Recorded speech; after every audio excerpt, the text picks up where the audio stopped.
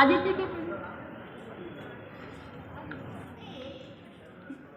First prize goes to बता चुके हैं, एक बार अभिनंदन, ताली करो।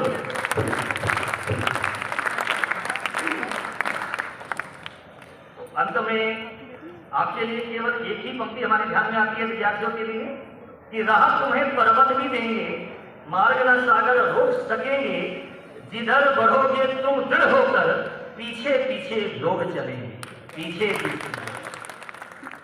First prize goes to Aditya.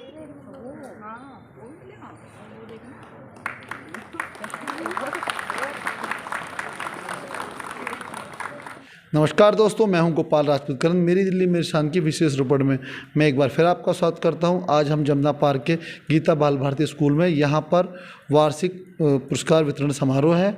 हमारे साथ आज गीता बाल भारती स्कूल के प्रबंधक हैं जो कि बताएंगे किस प्रकार ये कार्यक्रम चला है। जो हमारे स्कूल में 11वीं और 9वीं क्लास के जो रिजल्ट आए हैं उसमें जिन बच्चों ने अच्छा प्रदर्शन किया तो उनके लिए पुरस्कार वितरण का हम हर साल करते थे। पिछले 2 साल हमारा नहीं हो पाया, हर साल हमारा ये कार्यक्रम होता था। तो आज पुरस्कार वितरण का कार्यक्रम हमने स्कूल की तरफ से रखा है। उससे क्या है कि जो बच्चे पढ़ाई में फर्स्ट आते हैं, सेकंड थर्ड आते हैं, उनको पुरस्कार स्कूल की तरफ से हमने दिया है। उससे उनका बच्चों सर, आज मैंने आपकी स्पीच में एक चीज़ देखी, आपने कहा कि हमें एक अंधी दौड़ में नहीं भागना है, आर्थिक दौड़ में। हमारे लिए मानसिक और शारीरिक जो ऊर्जा है वो बहुत ज़रूरी है। क्या आप ये सही समझते हैं?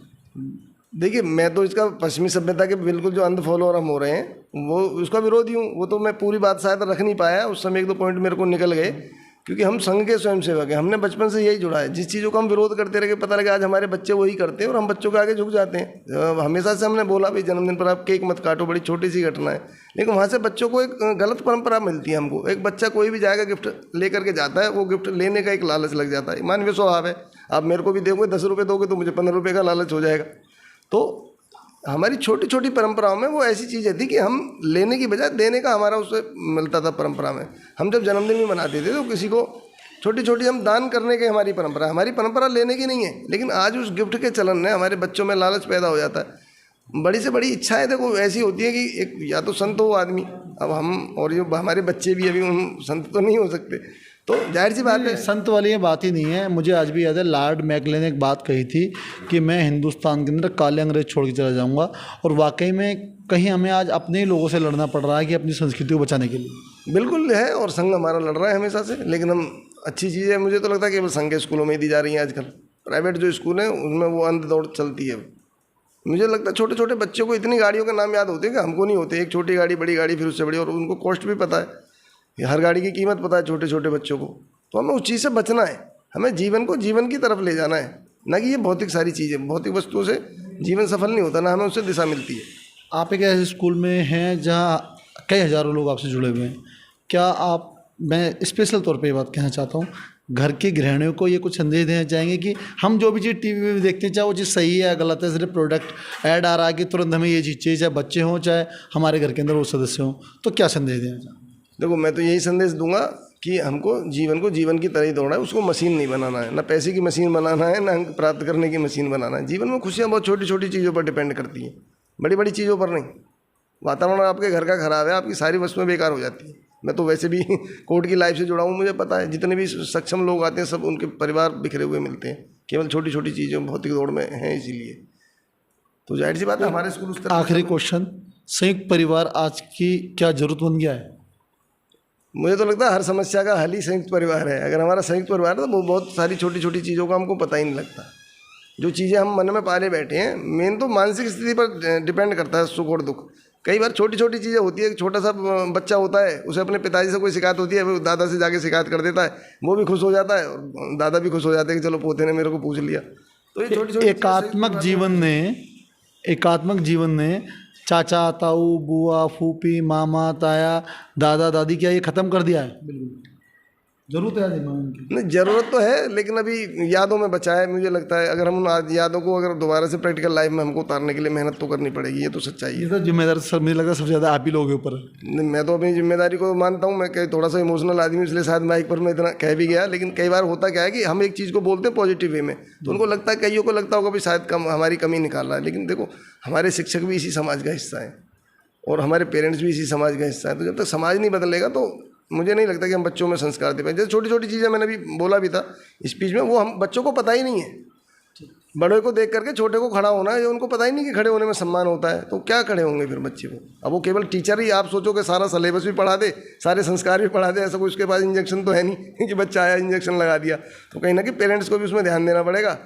नो डाउट हमारे शिक्षक भी बहुत अच्छे हैं, मेहनत करते हैं। बाकी मैंने कहा ही अभी जो सुझाव देंगे तो गीता बाल भारती स्कूल के जो प्रधानाचार्य हैं, जिनके कंधों पे आज भारतीय संस्कृति और शिक्षा की पद्धति को आगे ले जाने का भार है। तो सर राकेश जी, आप हमें ये बताइए कि आपके स्कूल में लगभग कितने बच्चे होंगे?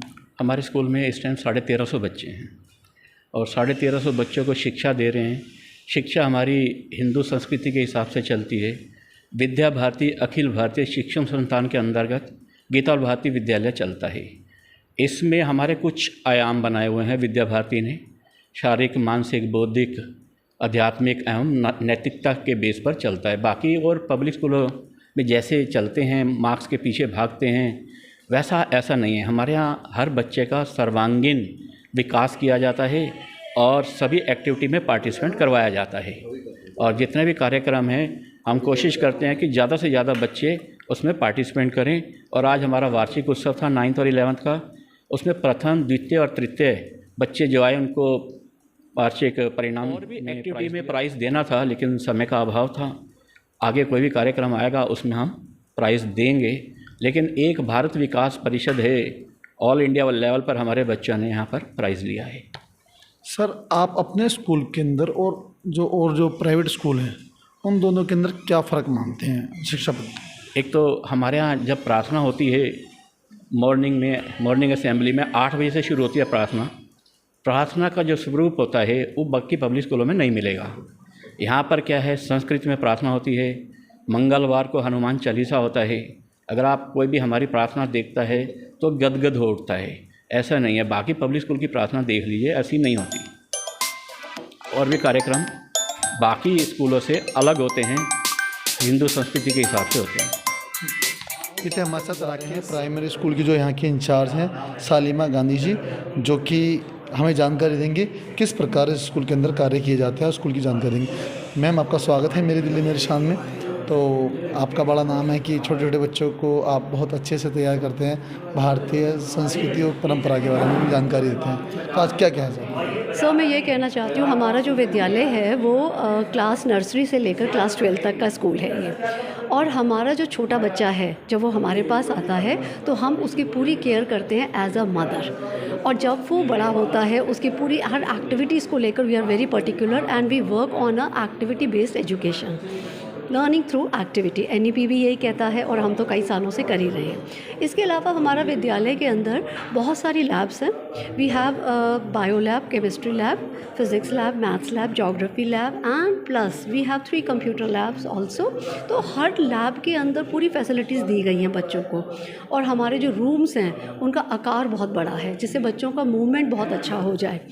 और दूसरी बात, हमारे पास अटल ड्रिंकिंग लैब है जो 21वीं सेंचुरी की सबसे बड़ी नीड है आजकल। तो हमारा जो बच्चा है यहाँ पर वो साइंटिफिक टेम्परामेंट उसका डेवलप्ड हो जाए, उसके ऊपर काम करता है। रोबोटिक्स सिखाई जाती है हमारे स्कूल में उस लैब्स के अंदर भी, तो हमारे बच्चे काम करते हैं।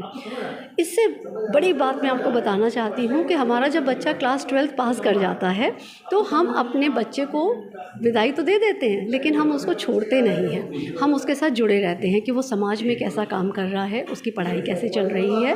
डायरेक्ट कॉन्टैक्ट रहता है बच्चों के साथ। ये थी हमारे साथ सालिना।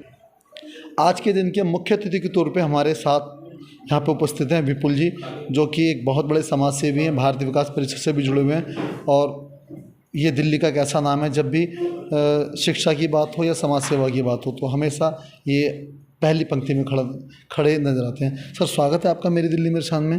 सर आज इस स्कूल के अंदर आप आए हैं, वार्षिक महोत्सव है, पुरस्कार वितरण का। तो आज इस शुभ अवसर पर क्या कहें?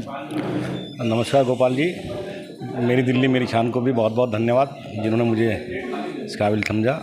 और मैं सबसे पहले गीता बाल भारती स्कूल, जो कि बहुत अच्छा काम कर रहा है इस एरिया में, जिसका नाम है, और यहाँ के प्रिंसिपल सर श्री राकेश मलिक जी, अखिल जी, राकेश पांडे जी, सभी को बहुत बहुत धन्यवाद करता हूँ जिन्होंने मुझे यहाँ पर आज इस तरह का मौका दिया और मुझे मुख्य अतिथि के रूप में यहाँ इनवाइट किया।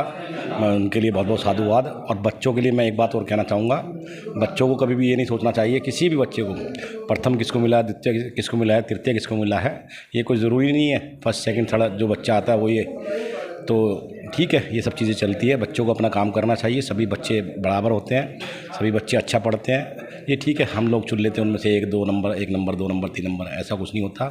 कोई भी बच्चा आगे चल करके वैज्ञानिक भी बन सकता है, कोई बच्चा आगे चल कर नेता भी बन सकता है, कोई बच्चा देश का भविष्य भी बन सकता है, कोई वैज्ञानिक भी बन सकता है, कोई क्रिकेटर भी बन सकता है, कोई समाज सेवी बन सकता है, कोई उद्योगपति बन सकता है, कोई इंडस्ट्रियल बन सकता है। इसलिए सभी बच्चे, मेरा मानना ये है कि सभी को अपना कार्य करते रहना चाहिए और कभी भी ऐसा भावना नहीं लानी चाहिए कि मेरे को फर्स्ट नहीं मिला, मुझे सेकंड नहीं मिला, मुझे थर्ड नहीं मिला, तो ये कोई ज़रूरी नहीं है। ठीक है, ये हमने सिस्टम बनाया हुआ है। तो बहुत ऐसे केस हैं, बहुत आपने पढ़ा भी होगा, गोपाल जी भी जानते हैं कि बहुत ऐसे हैं जो बच्चे मंदबुद्धि थे एक बचपन में, जिनको स्कूल नहीं पढ़ाते थे, नहीं कहते थे, घर में भी वो सुनते, और आज वो बहुत बड़े बड़े पदों पर बैठे हैं, बहुत नाम कर रहे हैं, देश का नाम कर रहे हैं, दुनिया का नाम कर रहे हैं। तो मैं सभी बच्चों को बहुत बहुत धन्यवाद देता हूँ, बधाई देता हूँ, कॉन्ग्रेचुलेशन उनके लिए कि वो अपना काम करते रहे, आगे बढ़ते रहे। धन्यवाद। जय हिंद, भारत माता की जय। ये थे हमारे साथ विपुल जी, जिन्होंने हमें बताया कि कोई परिस्थिति हमेशा एक जैसी नहीं रहती।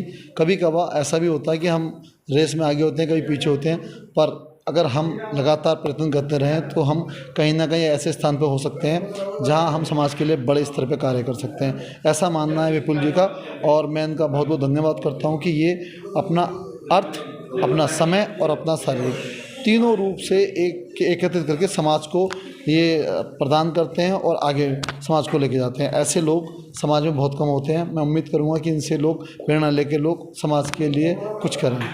मेरी दिल्ली मेरी शान के लिए मैं गोपाल राजपूत, गीता बाल भारती।